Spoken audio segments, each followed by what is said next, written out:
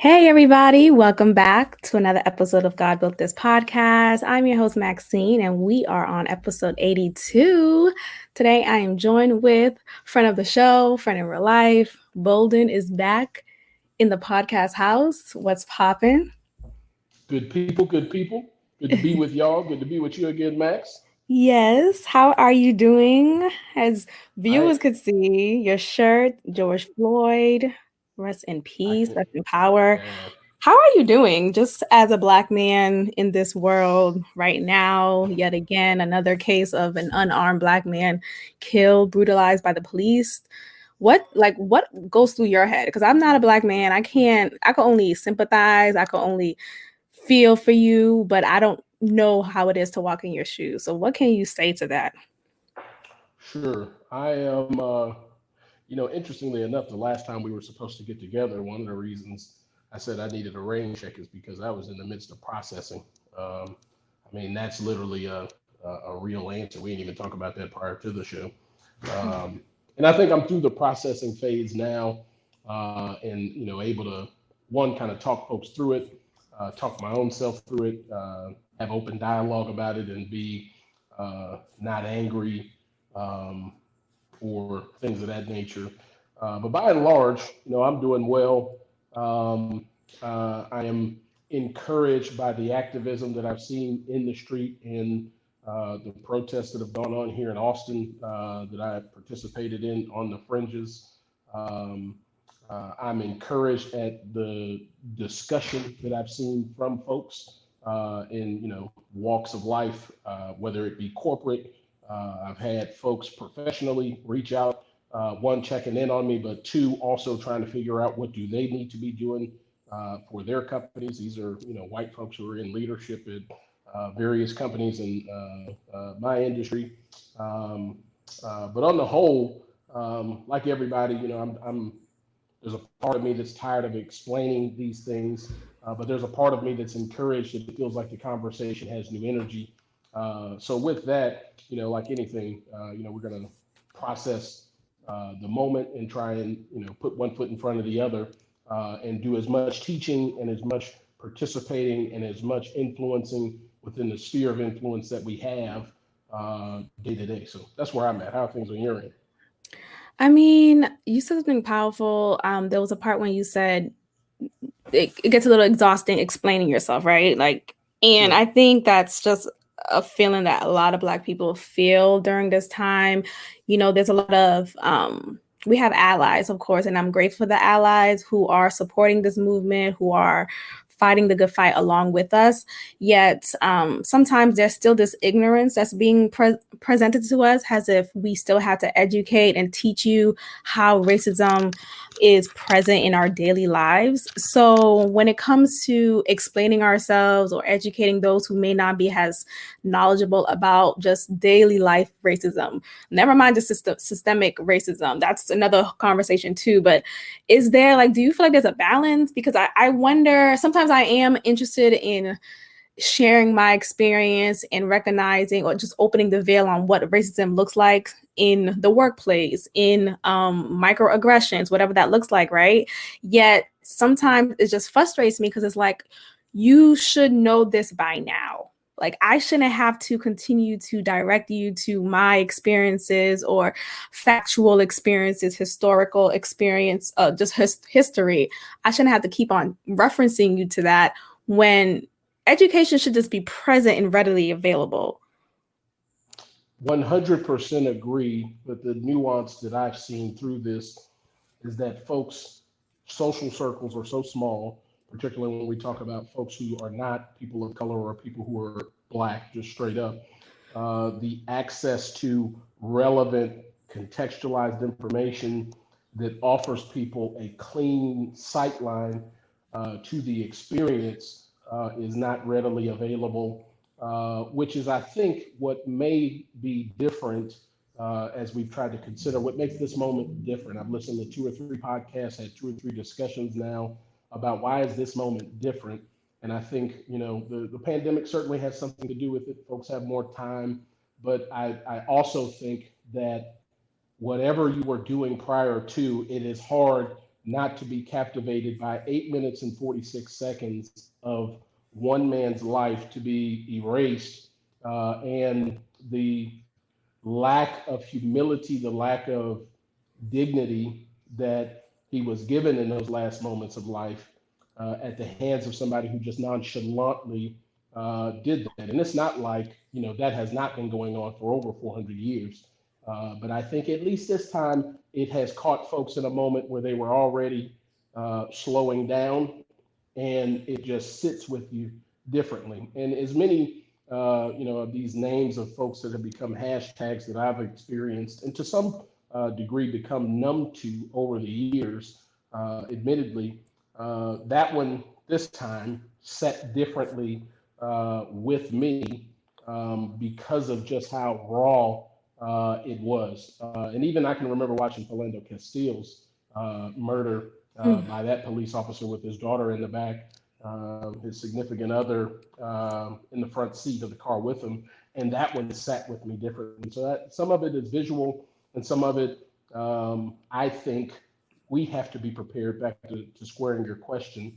As difficult and as tired as I am of explaining it to folks, I need folks who are willing in this moment to recognize the insufficiency of the information and the insufficiency of the perspective that they have.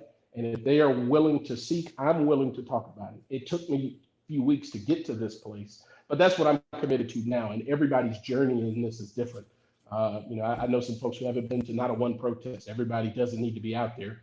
I know some folks who are not able to have the nuance and the grace within some of these conversations to be teaching. I'm not asking that from everybody. I'm asking everybody to find what they think their place in this movement is. And some of that is just going about our day for some folks, and making it day to day, and being consistent in that for their own mental health. But for those of us who have a platform, who have the ability to put together words and create a story of your story that's transferable, that folks want to understand from, it's an opportunity for us to pull back that veil. And I think that's necessary. At least for me, it's necessary.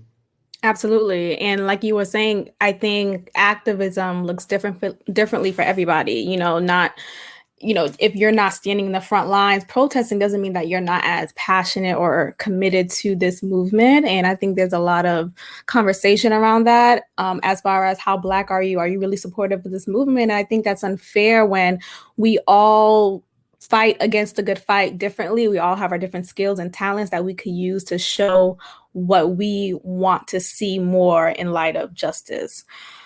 But yeah, so it's a lot. It's heavy.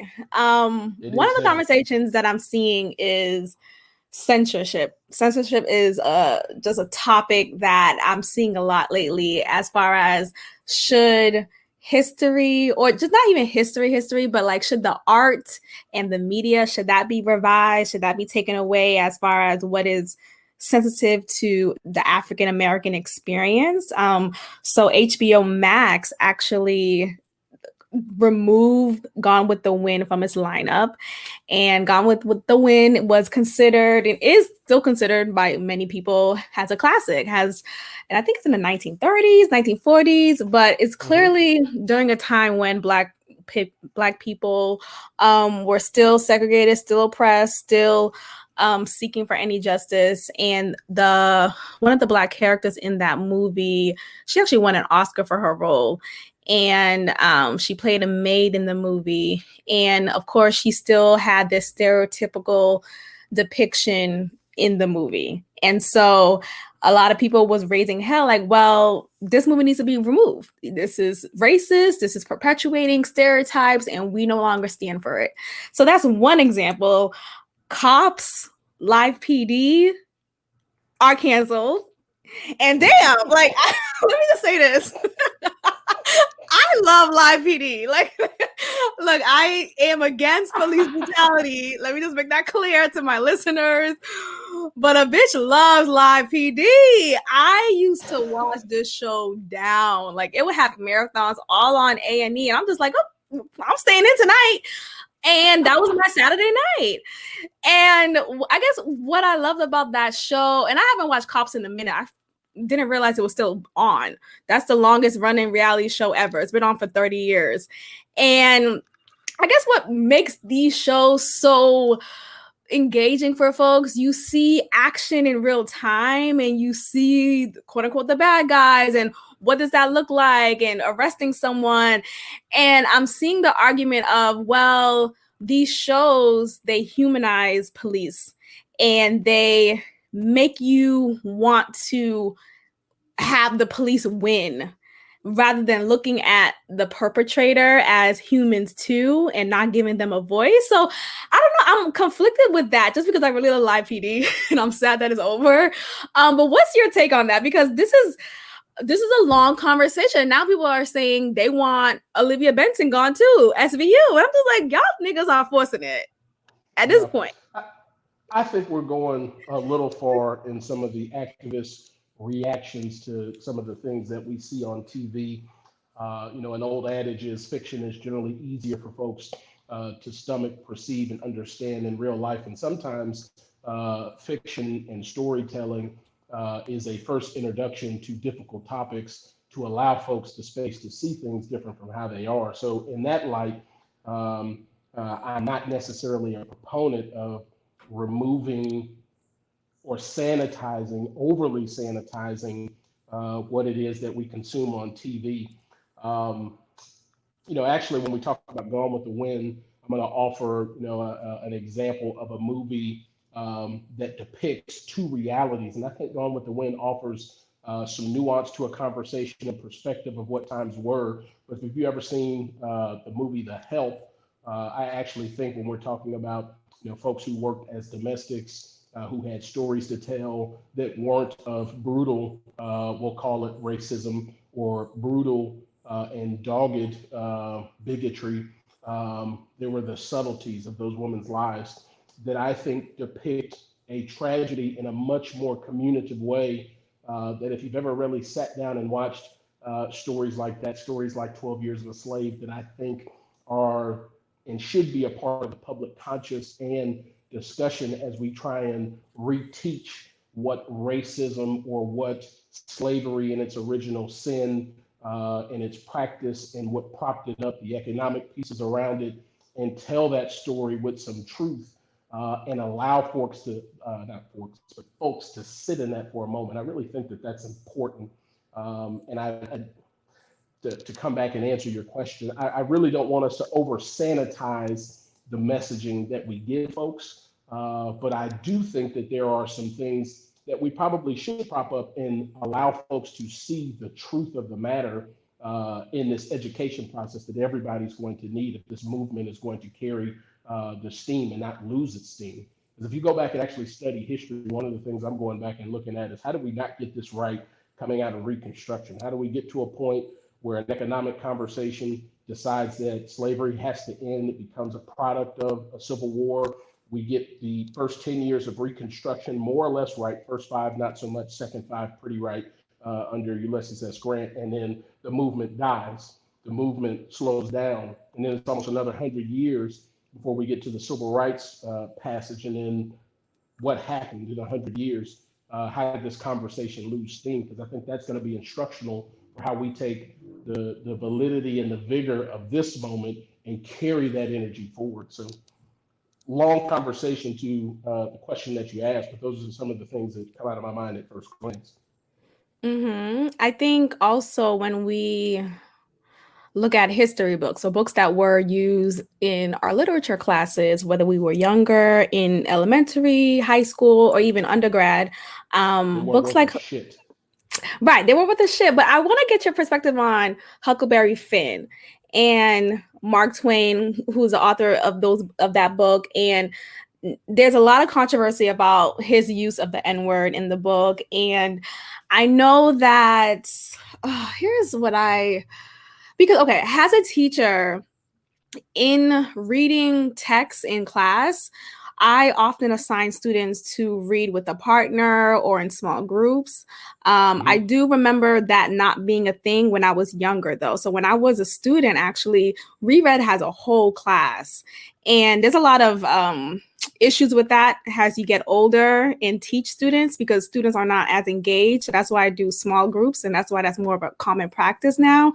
But I remember being as a student and seeing just us going over parts in different books and feeling uncomfortable reading aloud, whether it was because of our race or whether it was just like a bad word, if it was the B word or even just damn, we were uncomfortable reading aloud. So I think about, wow, Huckleberry Finn had the whole N word written out, given a depiction of the time, right? And that's relevant to the time.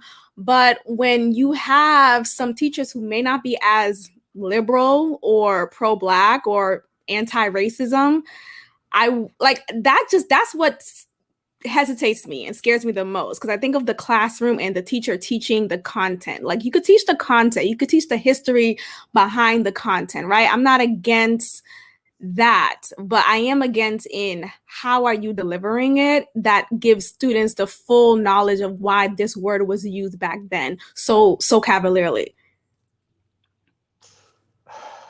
I don't have a good answer to this. The first time I read that book, I was shocked to read the N word, and I was shocked years later as I considered how much we did not talk about what we read, and the opportunity that was lost as a result of trying to sanitize and be politically correct, without really giving some of the brutal imagery that was associated with the use of those words.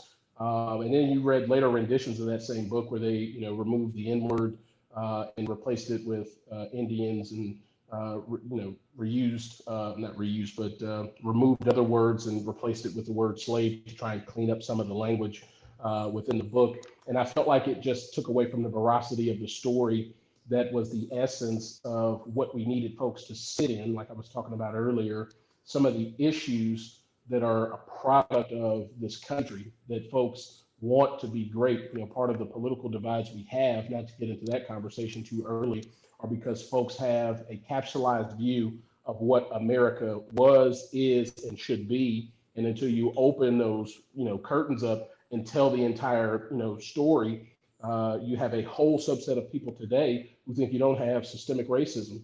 Well, systemic racism is a lack of teaching the nuance and the brutality truly of slavery, the use of words like the N word with an ER at the end, and not allowing folks to really understand how brutal all of that was, period, full stop, and just allowing that to sit for a moment. So, um, literature is an art form, and storytelling certainly needs to be transferable so that it's understood. But we got to do a better job of picking and being selective in the content that we deliver to our students and the messages that are delivered in the context, broadly speaking, around how those things are a part of our history. You go to Germany and they do a really good job. I've been studying that too, about talking about the Holocaust and being specific about it. And there are, memorials that speak to it. It's an ugly stain in German history, but they do a good job of addressing it so that folks understand it, so that you don't have bigotry associated with it today and it's stomped out quickly. America's taken a completely different 180 with its original sin in a similar fashion. And what do we have? Not to say that life for Black folks in Germany is just peaches and cream and shit, but when we talk about that one issue, it's much better. And I think it's an opportunity and a conversation we should be having about how we teach our history. And clearly America is stubborn. It's the type, America is that person who can't say sorry. Like, Not going to say sorry. Sorry is that a sign of weakness. We ain't saying that. right. Like, sorry is a sign of weakness. I'm not gonna say sorry, or even if they do say sorry, it's sorry, but you did ask for it. Sorry, but you should never wear your pants low like that. Sorry, you Oh, are man. lazy. Like, it's a backhanded apology. We still asking for reparations, and it's to the point where burn this whole shit down. Like, 2020's done. At this point, I remember having conversations with my colleagues about what's been happening in the world, and we started off kind of nice, like politically correct. You know, of course, ideally, we wouldn't want violence to be happening. And I was like, what? Burn this whole shit down. Like, what are we doing? What like, I have been, we don't have to front. What I have been trying to see, and this is where I think, this is why you got to educate folks. What I hear a lot of um, from white folks who are curious about their own involvement in systems that are racist or cleaning up of language. What I point out to them is, you want to know why President Trump is out talking about law and order and thugs and trying to associate the lack of law and order with people who are protesting in a loud, violent fashion, is because there's a sense of safety. Republicans are very good over the last 50 years about talking about protest movements and then linking them to personal security. And so that personal necessity of security is white privilege, period, full stop. And then so till you understand that imagery and that dog whistle of that language that speaks to something as succinct, or that you would think was succinct as security, is really a veil for people who talk about slavery and don't understand. In Texas specifically, I went back and cracked open a Texas history book where they're talking about the Civil War, coming back to this because it's something I'm reading right now, and they're talking about a states' rights and individual freedom conversation, and wanting economic justice. That's how the conversation is framed and what we're teaching in Texas history. Are you fucking kidding me? It's about economics, one, but it's about the crux of economics, which is slavery, period. So until you understand that the necessity of the war was based on an economic premise rooted in slavery, then how can I get you to understand that your sensibilities about your personal security, the need for law and order, and how that has a two-sided, double-edged, double-cutting sword for folks who have lived a life on the other side of being secured against or being pursued? When we talk about the history of policing and how that has cut against the Black community, I can't even get you to understand some of these things that today are just singular messaging. And then what do you hear folks on that side of the coin talking about? Personal security, individual freedoms, states' rights. These things are all tied to a history of the lack of individual liberty, individual rights, systemic oppression, police brutality, economic expansion, political freedoms and will for folks throughout history who have been persecuted. It's not just Black folks, but this is where we're at in this conversation. So don't give me that all lives and blue lives matter business. We're talking about this piece of the conversation right now. I'm not talking about nothing else. But anyway, you're going to get me started way too early. Go off, Bolden, go off. But we got to be willing to engage with folks in some of that, man. Yeah, we do. And what's interesting to me is that the way history is shown, or it just is, to Black folks in comparison to white folks, white people, they have such a reverence to our forefathers. They have such a respect and adoration for these men, Thomas Jefferson, Abraham Lincoln, who else, George Washington, and yes, Abraham Lincoln did free the slaves, and I appreciate that, but he has slaves. So, there's a lot of conflicting feelings that you may feel for these forefathers. And I was watching The View, of course, and Meghan McCain was talking about how one of the topics was just like, Mount Rushmore, should that mountain be cracked, set anew? Should we just completely erase what's there? The forefathers, should they be erased with indigenous folks? Maybe. And her question was, where does it go from here? Like, where does the slippery slope continue? Because in her home, she has portraits of Thomas Jefferson. She has these just idolized figures that she has in her home, her sacred place. And she's not the only person. I don't fault her for that, because that's how she was raised to believe. She was raised to revere these men and these forefathers. Oh my goodness, my ancestors. Yet they compartmentalize what these ancestors did to indigenous folks. They are able to just put that aside and look at, well, we fought wars, we won our independence, and you brutalized and killed many people along the way. So that's just something interesting to me. I wonder, where do we go from here as far as censorship, as far as removing certain statues? And I'm all for beheading Columbus and different other people who were memorialized in our country. Yet I wonder if there's, I guess I'm just rambling, but I wonder if it's just too much, or what does that even look like? I think we can get to a place of too much. I think one of the, me, I'm a middle of the road kind of person. I think one of the things that we could do intentionally is that where we're going to celebrate those figures, or where we have a procession of folks who are celebrating those figures, give me the other antithesis side to those figures. There are some other historic Black figures that were around each one of these times that are names that are only read through, the nerdy folks or the folks who are seeking history in its reality. We could do a better job of pushing for every time you have an Abraham Lincoln statue, or that we're talking about Reconstruction. Talk to me about Frederick Douglass. Talk to me about Nat Turner. And let's start celebrating some of those figures who have more complicated histories and backgrounds that begin to tell the entire story.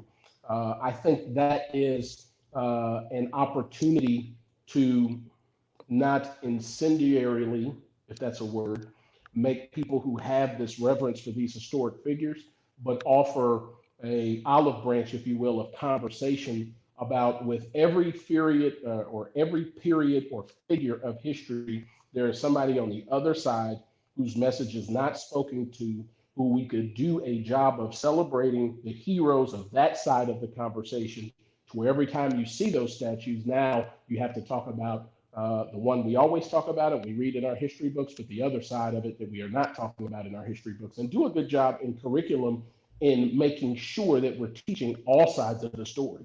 It's not going to change our republic today. That's the other thing that, we get back to that security message. People feel like if we don't have reverent figures within our historical context to celebrate and laud, then we are not as great of a country. Now, we're great as a country because we have challenged our social norms and have made it this far, certainly not far enough for some people in this country.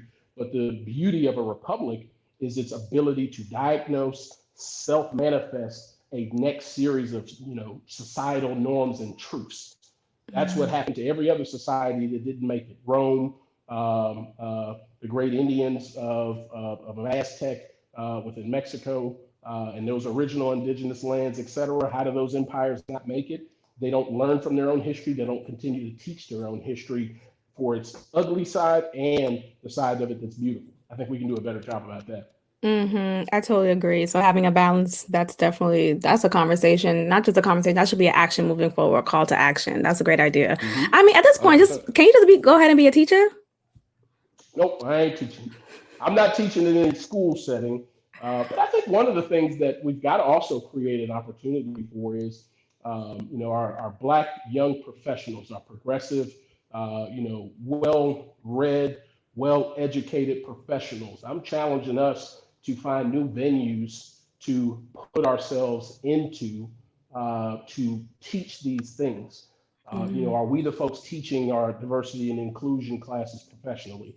Are we linking and coordinating with, educators that we know and allowing us to be a resource that, are in classrooms offering perspective? Are we, in our activism models, are we also teaching how political levers work and understanding how the sausage is made and understanding what actually affects change and understanding how to communicate in themes? We're going to talk about defunding the police and some of this other messaging that's in the activist models right now that are going to be incendiary, and some of it needs to be incendiary, but also be able to offer tangible solutions that political effects can be made, and understanding how all of those systems work. I think we've got a yeoman's worth of work to do that, while difficult to personally do, slavery was difficult to personally do. So the least that we can do as folks who are standing on the shoulders of folks who never got to see more is to continue to do more. We talked about that the last time we got together. So that, that's one of the messages I'm trying to impart on the sphere of influence that I've got with folks who look like us, who have done well and are trying to figure out, because that's even a question for us as young Black professionals, is what else can we do? I'm tired, but what else can I do? I got to find something to do. There's 100,000 opportunities for us in similar fashions. And I think we just need to lean into those things. So, no, I don't want to go teach, but for some of these things that I've done some real studying in, that I'm interested in having those conversations in classroom settings, oh, yeah. That'd be great. I totally get it though. Teaching is definitely not for the weak of heart. But I don't think you are the weak of heart, but it's just it's a difficult. lot. We need to find a way to get y'all paid better, boy. I mean, whole other conversation. So this may be a shocker to folks, but there is still an election happening. Like, hey, the shit is still coming. November it's still coming. Still coming, y'all. November is literally around the corner. You blink, you take one nap, it's November. And despite the corona, despite the protests, the election's happening, whether you want it or not. And Correct. Joe Biden has said that, well, he has made promises, seemingly so in public, that he will nominate or he will have on his cabinet a woman as his vice president. And there was points when he said actually he would have a woman of color. And Warren, it was Klobuchar. Klobuchar actually pushed for him to have a woman of color instead.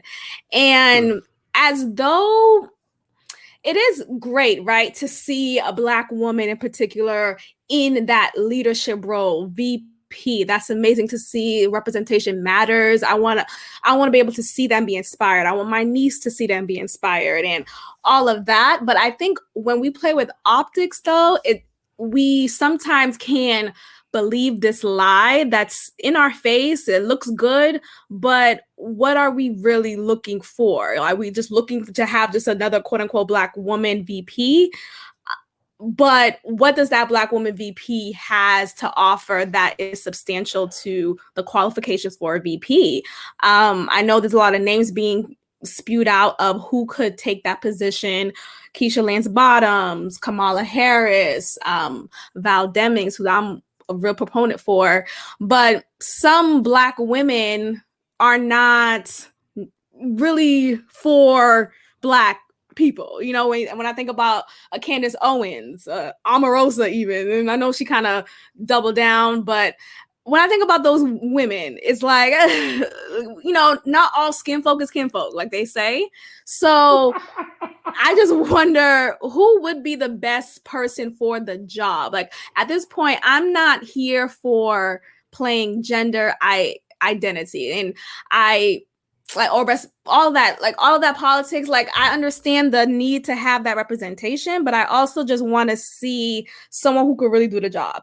And yes, I'm tired of seeing the old white man about to be president. It is what it is for now. But at this point, I don't want him to pick someone just because she looks the part. I want her to not just look the part, but be the part. Yeah. Man, the person who's going to be the best qualified person for this moment is really the question that we have to keep at the forefront. Okay. So all presidents are a product of the moment and also the calculus of a change in direction that generally is implicit from one administration to the another. You don't get a Barack Obama of 2008 and 2012 without a lackluster administration from George Bush in the 8 years that preceded. You don't get a Donald Trump without a depressed turnout, a message that women are not able to do the job that is worn as an albatross around Hillary Clinton's neck, and the political correctness of a President Obama and the perception of political correctness is all that matters. That's how you get the antithesis to that in a Donald Trump, plus some other, sort of really in the weeds political context discussions. So while I would have appreciated Biden not committing to a woman for his vice presidency. I also feel like the moment requires one, a woman who can do the job from day one, because let's be frank, the man is going to be 78, I think, when and if he's inaugurated. So somebody who has the experience legislatively and through the political process to be effective in an executive role should something happen to him.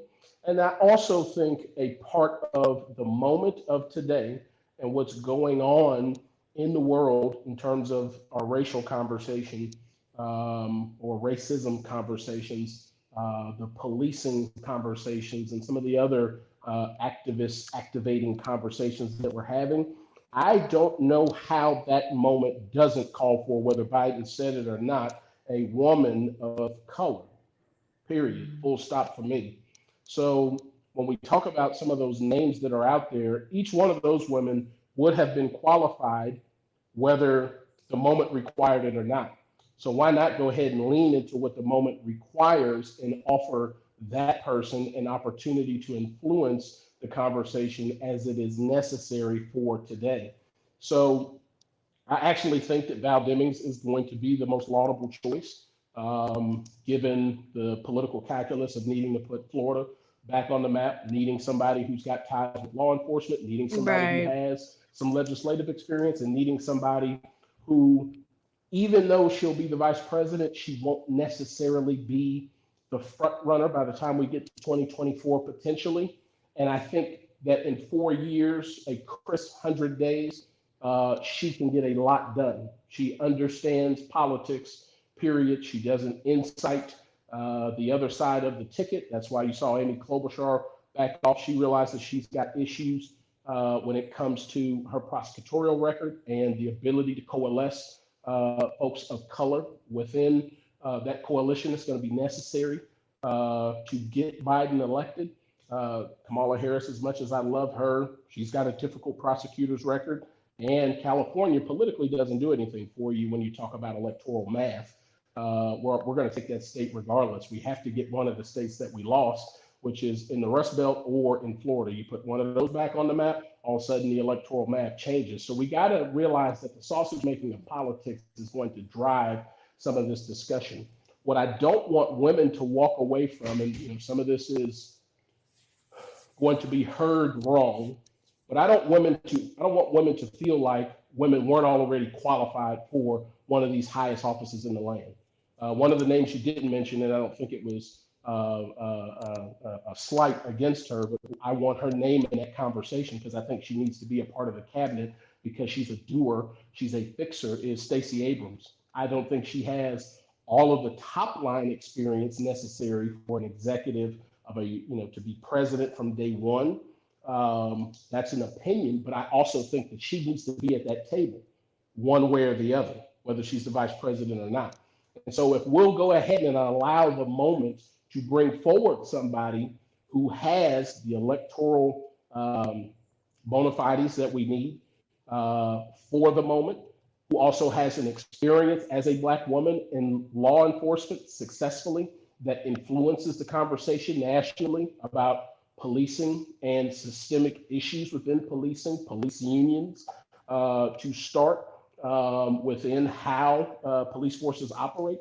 I think we need to lean into those things. And I don't think we should be shy or think that she wasn't already going to be qualified in spite of Biden saying that he was going to select a woman. And then actually in that same message, people aren't talking about that. He committed to a woman vice president, and then haphazardly he committed to a woman of color on the Supreme Court. I need both of those. Why not? Yeah. Fulfill your promises. Mm-hmm. At this point. Yeah. I think also when you have the question of, is America ready for a Black female vice president? It's tiring.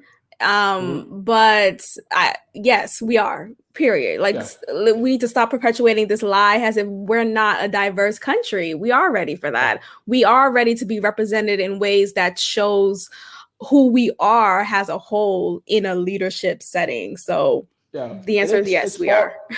it's far past time for us to have had a woman be the vice president or president of the United States. Full stop. So if the moment dictated that we're finally going to get that, then I'm going to go ahead and lean all the way into that. We didn't get it right in selection of major party nominee candidates this cycle. You could say that there was a major party nominee last time. I would prefer, just from the political gamesmanship that's present here. Remember, we had this conversation sort of where really the politics of selecting a vice president and who ends up in Biden's administration and the election of today and how it ends up playing out is really a longer conversation about 2024 before the Republicans decide to put Nikki Haley or somebody like that at the top of the ticket. Then that becomes the first woman president. You want to talk about some electoral math that's going to be really difficult to deal with. That will be difficult to deal with. So why not lean into the moment and allow one of these very capable women on the Democratic side, because we got 5 or 6 women of color. Susan Rice is somebody else whose name needs to be a part of the conversation. At minimum, she needs to end up in the administration, who's very seasoned, very articulate, very detailed, very experienced. Those names need to be a part of that conversation, and we need to just go ahead and do it, period. Black women have been underpinning the Democratic Party for all the years I've been alive, last 30 years worth of elections. The most loyal group has been Black women. Put one of them on the ticket. We'll deal with is she truly ready when whoever it is, ends up getting in there and taking care of business. Black women take care of business. They make shit happen, period. Full stop. Period. Okay. We are the ones responsible for whoever the Democratic nominee is. Okay. So we need to give ourselves more of a role in a leadership pattern. Yep. Roger Goodell, let's talk about this man. And are you a big football fan? I'm a major football fan. Okay, cool. This is perfect for you because I am flabbergasted, shocked, confuzzled, whatever word that I could use for surprise, because now he wants to release a video, a little press conference in his basement talking about we were wrong.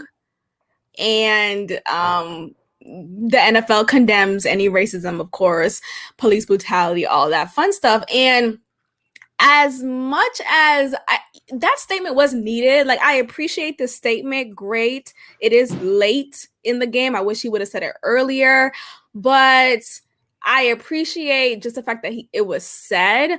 What I have frustration with is Colin Kaepernick wasn't mentioned. Other players who may have taken a knee as well, along with Colin Kaepernick, weren't mentioned. And there was no, like, okay, you said you were wrong. Cool. That's accountability. Now be more specific about that. Say you were wrong for also blackballing Colin Kaepernick. Say you were wrong for not speaking out earlier and really standing in that. Be that humble person that you're trying to present yourself in this moment about being wrong, and give a shout out to the players who took that courageous act and lost their job. Be that voice. And I'm just like, there's a lot of people I'm just frustrated with. Jay-Z is another one. I think about his partnership with the NFL, and I talked about it on the previous episode on this podcast, and I was questioning his motives. What is he trying to get off from this? Is it a money grab? And at this point, of course, I'm sure it is for a large part of his reasoning, but I wonder where, like, how come they didn't reference him in the video? Like, Roger, when Jay-Z decided to partner with Roger Goodell, how come in that moment, in that whole press conference that was happening, that whole press tour that was happening, how come Roger Goodell didn't say anything in that moment too? Hey, we were wrong. Jay-Z schooled us. Like, what was Jay-Z doing to now have Roger say we were wrong? So I'm going to take this in 2 parts. We're going to start with Jay-Z, and then I'll come back to Roger. So with Jay-Z, I'm going to be part of team, or originally I'm part of team, give Jay-Z a minute to sit at that table and make an evaluation and put together a strategic plan about what needs to happen. I'd rather have him in the room than not in the room. I do think it's interesting that we haven't heard anything from Jay Z to this point, given everything that's going on. Um, I'm going to also lean on Jay Z's experience thus far, where by and large, I thought he has done an excellent job of articulating, creating space, and representing for the culture well. I hope that I don't have to retract those words, and I hope that Jay Z is calculating the right move to make. So I'm going to hold further comment on saying what exactly is Jay Z doing.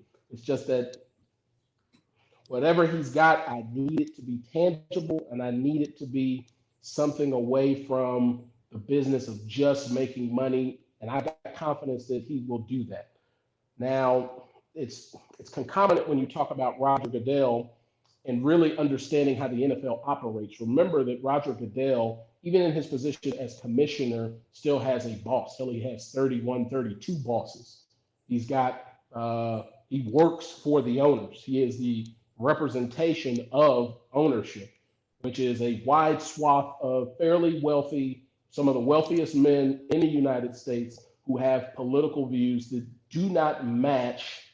This is a classic American conversation about management versus its workforce and where political views don't match. And this is a 100% that.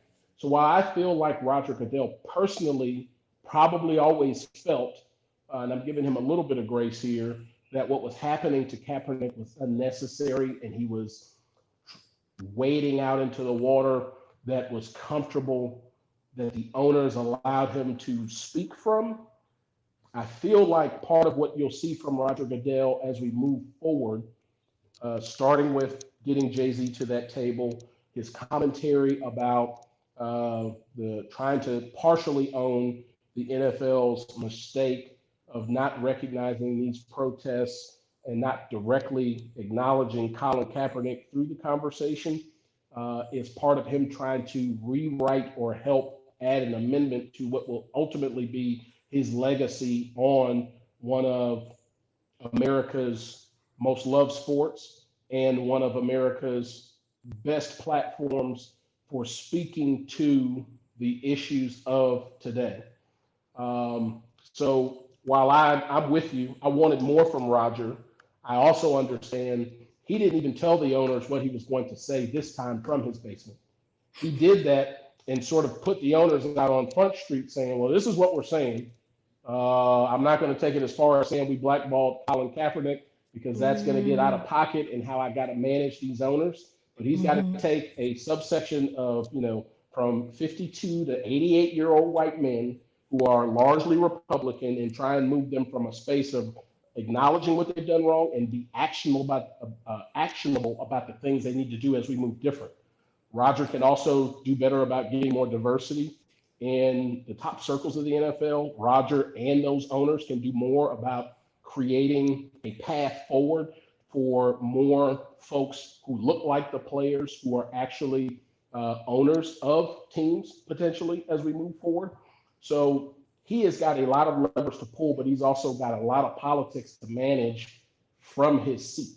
So never expect somebody like him whose success and job employment is tied to others who are completely on the other side to try and bridge that divide and gap without causing ruckus and chaos when he's still got a job to do. So I want more from him. I'm shouting at the treetops like everybody else that he needs to be doing more. All I'm offering is the devil's advocate piece of he's got some politics to manage, which may not match the moment. History may tell him he needed to push them harder. We'll find out. But I also think that incumbent or implicit within that is that now that he has somebody like Jay-Z at the table, they've really got an opportunity without throwing firebombs over at the owners to be a quieter messenger within our larger movement to affect some real systemic changes. But will they be able to execute and get it done? I don't know.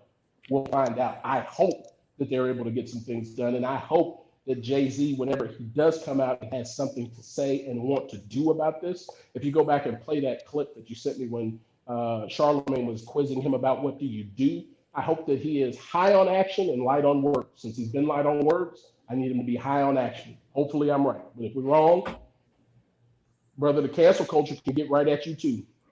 I Not that I know. want to cancel Jay-Z. I'm a big fan. And I don't want to The cancel cancel culture can Beyonce's get at you too. husband.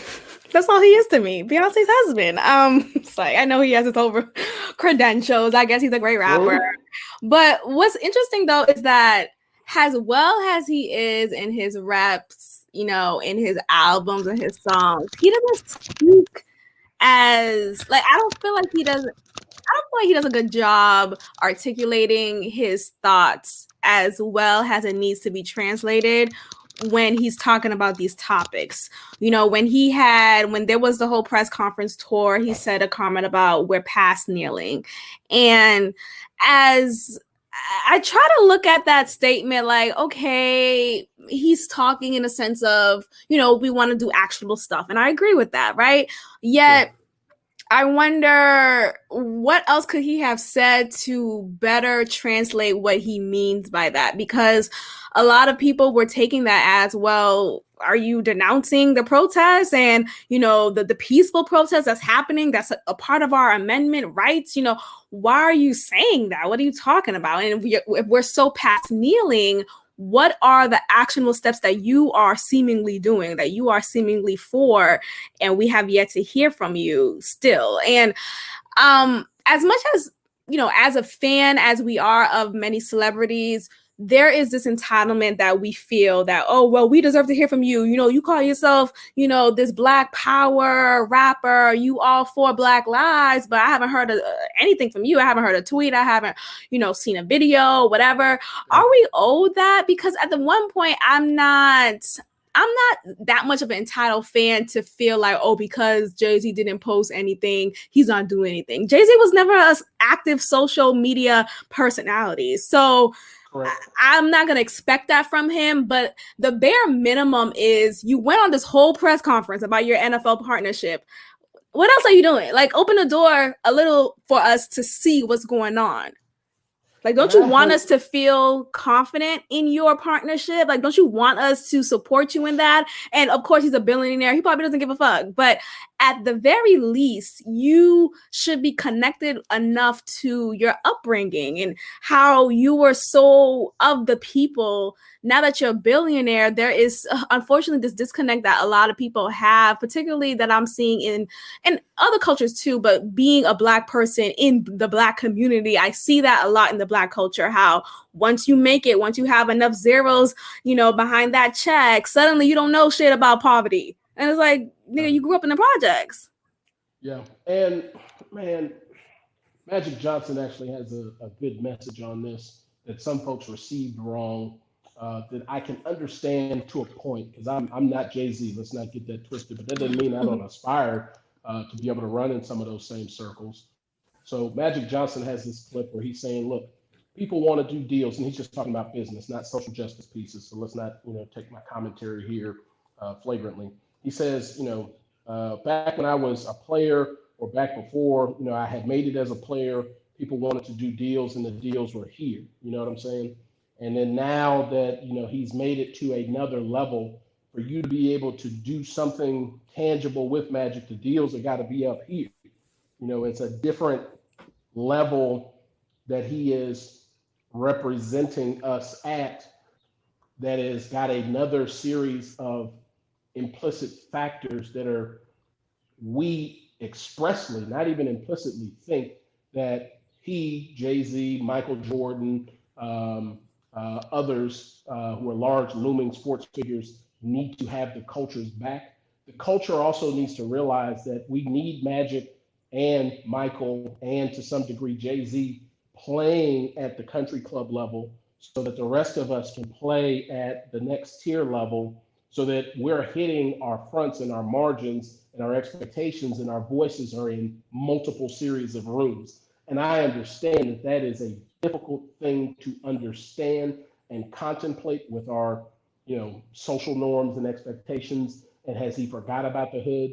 Well, in Jay-Z's defense, has he not spent a career idolizing and talking about how the hood was necessarily what got him where he's at today, and telling that story? Hell, he's got a whole, catalog of albums that help tell that story.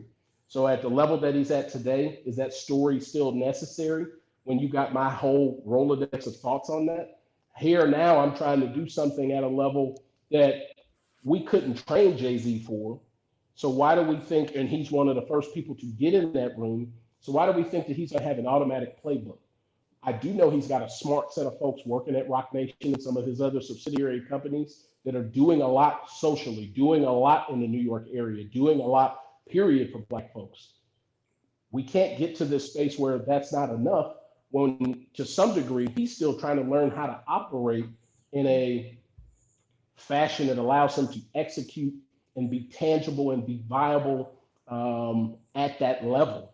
So I'm asking for us to give him a little grace, but I'm also pointing out that we are fair in our assertions in wanting him to do more. So we can't stop pushing him, but we got to understand that he's learning to play at a different level. But guess what? We need him and Magic and others playing at that level to make some space for some other brothers like myself or others who are, in our same age demographic, who are trying to get to that next tier, who can play in those rooms as well. All of it is part of the movement. The movement just looks different at some of these levels. But I hope, like I said earlier, whatever we get from Jay-Z, even if he's light or not perfect in his words, I hope he's better in his actions. History will tell us that story. We just got to give it some time to happen. Absolutely. The biggest debate that's happening right now is reform, defund, or abolish police. And whether or not one is even possible, is one even imaginative, can society exist without police as far as abolishment? And for reform, we're learning that is just simply improving the practices that has been practiced in the police department, improving the tactics, incorporating some de-escalation that needs to happen instead of just straight violence. That's for the reform argument. Yet I don't believe that reformation could happen in a system that has ugly roots. The roots is already nasty. It needs to be thrown away. We need to just completely obliterate that and start anew, or just create a new system that is equitable, that is justifiable, that is helpful for those who are disenfranchised and those who are typically targets of the police. So reformation is just a no for me. Now, with defund and abolish, there's a lot of confusion still. Defund the police? What is that? What do you mean defund the police? That means don't give them any money. And maybe the marketing is off by just saying defund the police. Maybe people don't know what that means. Maybe we need to go back to elementary school and learn our prefixes by defund. And maybe that's it, but I think when Kamala Harris, she explained it so well on The View. She said, defund is simply reallocating the funds given to the police system and giving those funds proportionally well enough to social services that are more beneficial for the community. So mental health resources, community, just different platforms that will not give all the schools, educate, like all of these other resources that are incredibly underfunded. And if we take the money from the police, at least a good portion of it where the police will still have some, and we just give the rest of the money to social services, then we will have a healthy society, and there's still some pushback to that. And then when we talk about abolish the police, that's completely of course, the right is, just completely against it. Right, on fire. What do you mean? So you mean to tell me rapists and murderers are just going to be roaming around free raping folks? And as much as here's the thing, I do understand the fear that is surrounding abolishing the police. I understand that just on a logical level, you are fearful of, wow, there's no law and order, then we're going to be run amok. But if we just think in a facet that is open-minded and look at a world, and maybe it's a utopian society, but if we could just imagine what the enslaved folks felt while they were, cropping away, while they were just being raped and just killed and brutalized, if we could imagine what they were thinking about, wow, what would a world look like if I wasn't enslaved anymore, if I wasn't this slave, if I wasn't this property anymore. That was eventually possible, right? They were eventually freed. Life eventually got better, seemingly so. They weren't in shackles anymore. And I want us to continue to look at the impossible and look at it as a possible. Can we move our mindset out of a space where we just immediately say no to, because now we can't ever. Slaves probably thought, not probably, they never could have imagined life without what it was in the present form. So what's your take on that? And obviously, you stand on your opinion. Don't feel obligated. Sure. But sure. What's your take? Because I'm in the middle with defund and abolish.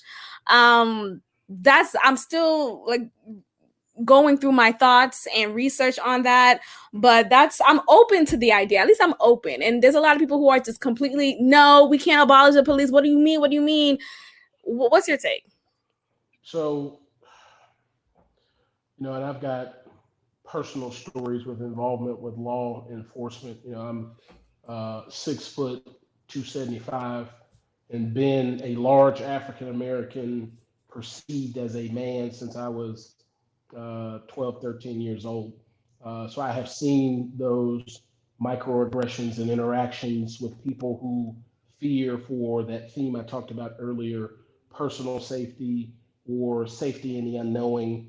And I was even telling somebody it has shaped how I manage first interactions with people. For people to understand how systemic police transgressions are, think about a 12 or 13-year-old Brian who, the first time I had an interaction with police, just weeks before that, my parents sat me down and had a conversation about how you need to manage that conversation with police. And I, shucked it off. And then the first time that I got stopped by the cops for riding a bike around the neighborhood in a perceived manner that could have been taken one way or the other, that guy thought I was 20 years old. Hell, I was 12, 13. Wow. And as innocent as 12 and 13-year-olds are in not understanding some of those moments, but I had enough sense and then listened enough to understand, to call him sir, to, not make any sudden movements, to try and make eye contact with him, to try and make him feel as comfortable as possible. And then so, that now shapes how I meet folks in all settings. I want folks to be comfortable. And this is I'm actually personally fighting this. I shouldn't have to make you feel comfortable to want to be around me. Right. But I understand that the world is as people perceive it. So naturally, I want to make folks feel comfortable. That communication is generally done in a certain amount of light humor, whether self-deprecating or not. And I have a good understanding of managing first interactions with people, because you only get one first interaction with folks, and it frames how people think about everything. So I've carried that with me personally, professionally, and it's littered across my entire life, all because of how the world is going to perceive a large, dark-skinned African-American man, period, who was a boy at one point of life. So when we talk about policing, and you frame it within my view of society today, we've got to do a better job of setting our expectations for what we want for our police force, setting community engagement and community accountability for that police force, and that reallocation of funds or redistribution of funds in what we expect from our cops, how our cops are then held accountable, understanding some of the qualified immunity pieces and police unionizing that goes on within our country, and understanding that that can't be consistent, because it's a heartbreaking story to realize that we have a group of Americans, a group of people who have to be coached a certain way to live within and prosper in society. None of my white counterparts or the guys that I grew up playing football with who were white, none of their parents had that discussion with them. So is that fair? Is that right? And then understanding and using that example to help inform some real tangible examples of where things could be done differently. You know, the police forces are teaching diversity and inclusion, but what do the people who are teaching those classes look like? Are they African American? Are we asking for folks from the community to participate in those conversations? Are we asking the Bryans and the Tremons and other, African American men who have grown up in this portion of society to draw a picture and tell a story for what that policing environment has provided and produced? If we reallocate and redistribute our funds, can we stop asking police to deal with some of these social issues, some of these mental health issues? Can we also do a better job about getting more diverse people at prosecutors' tables? That's where the discretion is supposed to be applied with how things are charged and what's charged. Can we do a better job of getting folks of color at judicial seats? And I'll take Harris County for an example. We had a wave of Black women who all of a sudden became judges within Harris County over that's in Houston, back in 2018. Those are the kind of things that we need that are systemic and tangible and are points within our law enforcement and judicial systems where discretion can be applied and we can repurpose what our expectations are from policing, et cetera. Can we end the war on drugs? Can we look at our nonviolent offenders who are serving time and find a way to reintegrate them into society to drop those numbers day to day so that we increase the trust that we have in the judicial system? I wrote a couple of notes here. Why are we sending cops to nonviolent infractions? Stop sending the cops who we train. And this is another thing, we need to change what we're training them to be. We're training our law officers to be blunt force objects broadly applied to nuanced manners of life and nuanced instances. Every crime is not highly violent and doesn't require a normalcy of high violence or low tolerance for a lack of compliance that then leads to some of these awful moments we've seen from our policing.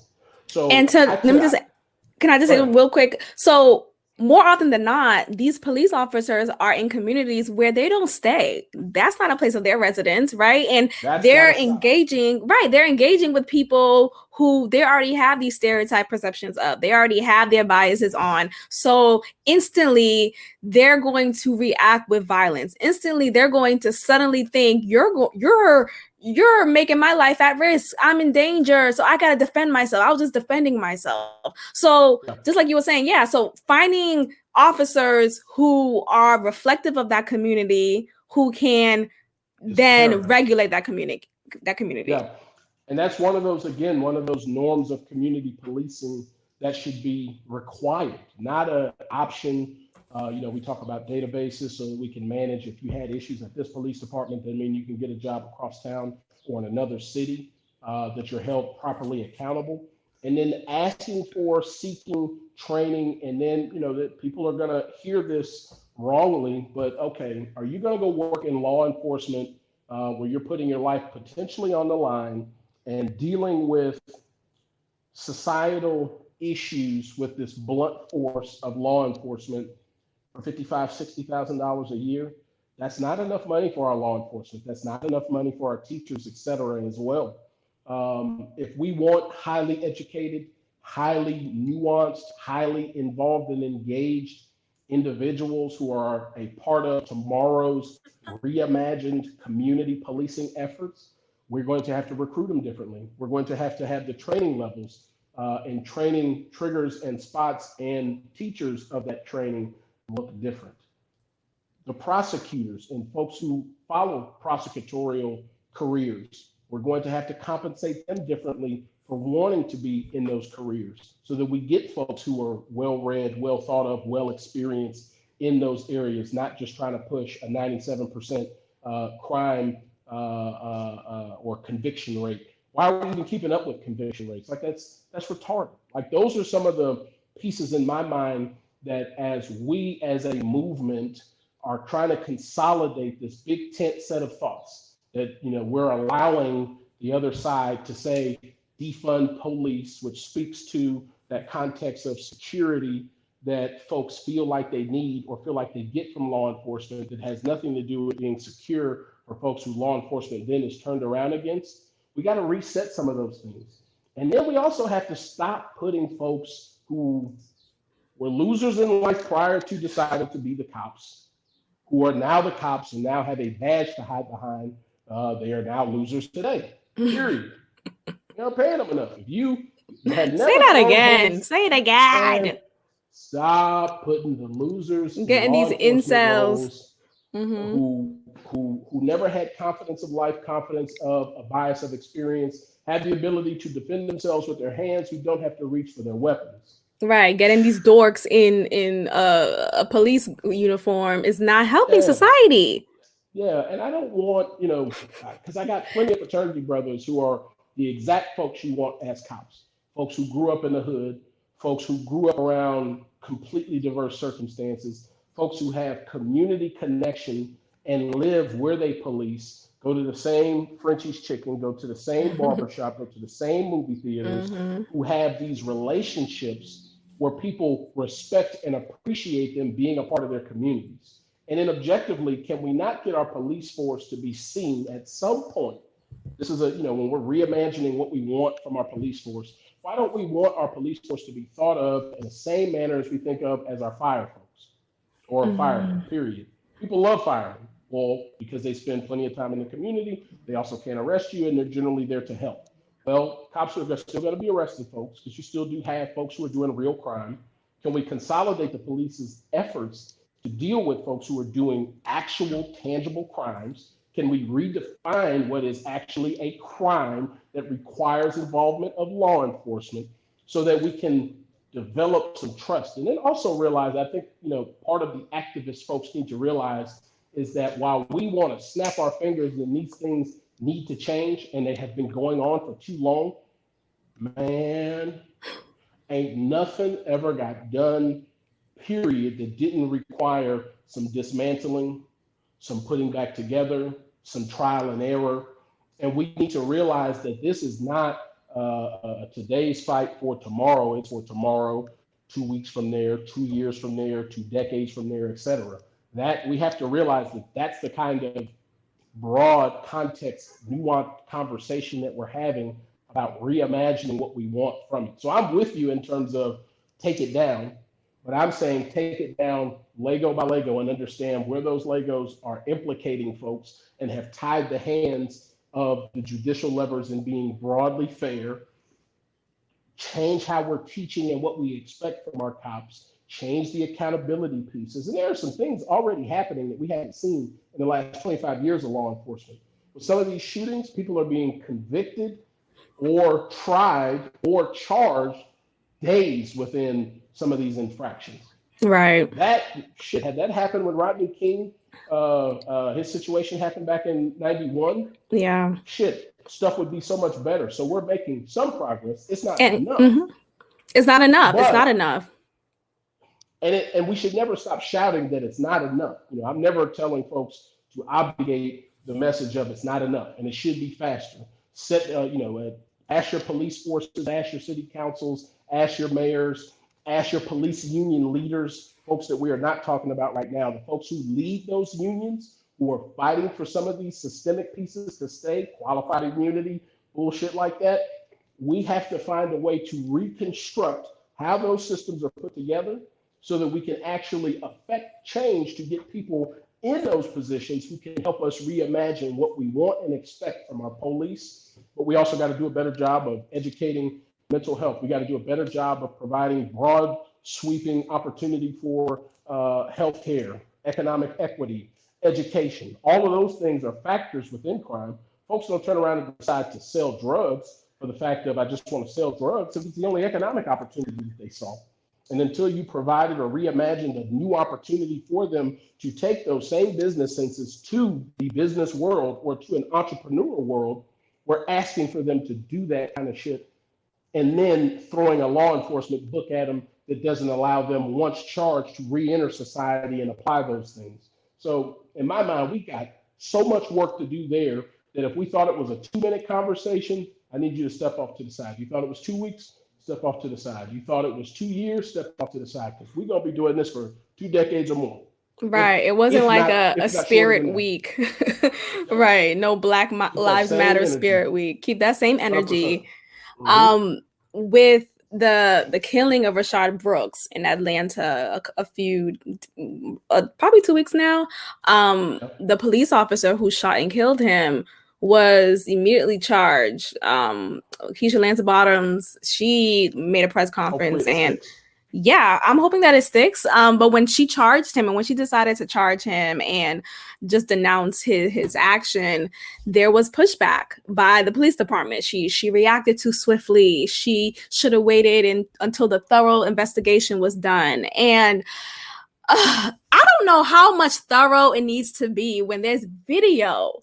There's video literally watching you. There's body cams, there's car cams, there's video, there's cell phone footage, there is evidence. What else that needs to be thoroughly investigated, you know? And just like you were saying, there needs to be other resources that we could call on when it's a non-violent situation, you know, and maybe that's re-teaching society on not just calling 911, right? Calling 411 or whatever, 511, 522, just another 3-digit number for specific matters, right? Or maybe calling 911 and then saying this is a mental health matter, this is a domestic abuse matter, and just being specific in our language so the right people could come down to the scene and eradicate the situation. But when you have someone who is supposed to protect and serve, right? It's painted in their car. It's what they're vowed to do for society. And when they just immediately jump to escalating instead of de-escalating the situation, there is this fear, this hysteria that of course we're going to feel now, not just now, but just throughout our lives as Black people and other people of minorities.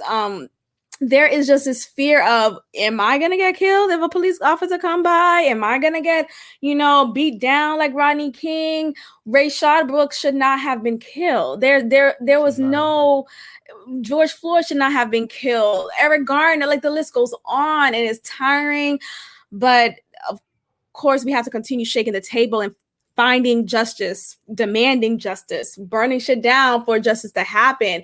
It's just when you have a clear video footage, I don't know how less swift Keisha Lance Bottoms could have been to appease the police department. It's just ridiculous. Like, why are we trying to appease them when there's another lifeless body done in the hands of the police? Yeah, and that's, this is where, again, here's where systemically, this is why people feel like she moved too quickly. And this is where we, when we talk about reimagining policing, here are a couple of touch points that you need to realize. I would actually believe, after you read through Georgia law, if you read through the policing standards that are there, you could provide a case that was a legal use of lethal force. The fact that I can make a nuanced conversation that was a legal use of lethal force tells you that a policy about lethal force in the state of Georgia, and by and large in a lot of policing environments, and through the precedent set through qualified immunity, et cetera, prior to, tells you that all of that is a problem, because we can, without equivocation, say that situation could have ended much differently. You go back and listen to the tape. The man asked to go home. He lived no more than 2 blocks from the site of the shooting, okay? All they had to do was say, okay, he wants to go home. We need to take him home. We don't want to allow him back into his vehicle. We can put him back in the back of the paddy wagon and drive him home. We can ask him to walk home, and we can follow him home, and we can qualify that decision through discretion of saying, hey, where's your driver's license? Where you saying you're going? Okay, that address ties to what's on your driver's license. Okay, we're going to go ahead and walk your ass home. We don't want you to drive. So I understand the part about not letting him back on the road if he felt like he was intoxicated. However, when they didn't take that moment to make that decision, it allows for the next series of events to happen. And I'm going to tell folks, look, you reach for law enforcement's weapons, be it a baton, a taser, a gun, you strike an officer, you're putting your life in that officer's hands. And we understand that none of this shit is perfect today, and he should not have been shot. But then we're asking for nuance in a situation with somebody who already doesn't have everything he needs to be equipped with to make better decisions. So we've now identified pieces of decisions that could have been made that are not a part of the police's current training to continue not only to de-escalate how they have conversations, but de-escalate how they dispatch justice. Stop there for a second. But then we've identified pieces within our existing body of laws that are unnecessary, that are very easy for us to reimagine within that given situation. So that's where I'm saying it's a two-pronged approach. The laws have got to change. The prosecutors have got to change.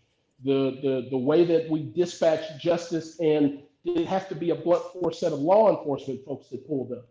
Could it not have been somebody else that came out and had that conversation with him and called a ride share and an Uber? What happens if somebody in the restaurant had the wherewithal to say, man, that's a black man at a Wendy's late at night. He called the cops. That's gonna be some shit. Community. We try and wake this. Can the manager of that store not go out and say, you know what, I've seen this story before. Let me go out here and tap his car. Hey man, you need somewhere to park.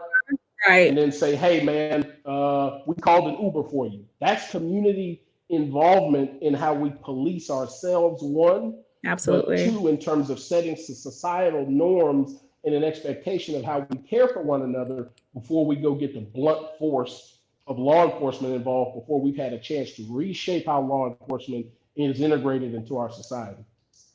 Well, here's what I'm about to do. I'm about to call the police on these firecrackers that's going off every night. Okay? Black Lives Matter and all, but noise above my apartment. Get these motherfuckers up out of here. Fuck! I'm sick of this. I don't know. Is it a thing in Houston? Because in Boston and in other states up north, New York, DC, Maryland, having the same issue. We're all screaming, complaining, upset. Like, ain't no way that these firecrackers are still going off. And I want to say it's been off from, like, it'll start like around a 7 p.m. and it will stay until 2 a.m. Like, I want to go to sleep. Y'all don't have no city ordinances that all loud noises are supposed to end by 10 o'clock? You know, in Texas, they don't play that shit. Oh, no. We play that shit here. Nope. Nope. So that's just my only complaint. Shit, I might have to dial 911 tonight. So we'll see. Okay. Facts. Dialing. Okay, like, yes, officer, I'm in. Yup, it's happening again tonight. Come here swiftly. I called the last 4 nights. It was still going on. I need you to pull your ass up again. Like, is this Maxine? Folks are black. Yeah, it's Maxine. This is Maxine in 1034. I need you to get these folks out in the street. Yeah. Let me go of this unnecessary noise so I can go to sleep in peace. I want to be secure. Thank you. There's apparently a lot of conspiracy around it. Have you heard some of the conspiracy? There's one situation where people are saying while the firecrackers are going off, real gunshots are going off by police. Like, what the fuck? That's one.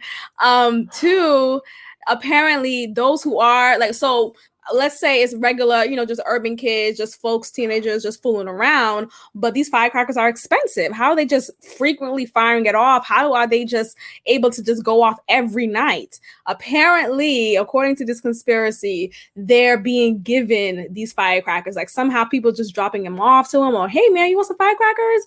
And the point for that is to further cause dystopia in this world right now. We're in a pandemic, we're frustrated, we're doing these protests, so go ahead, add more fuel to the fire.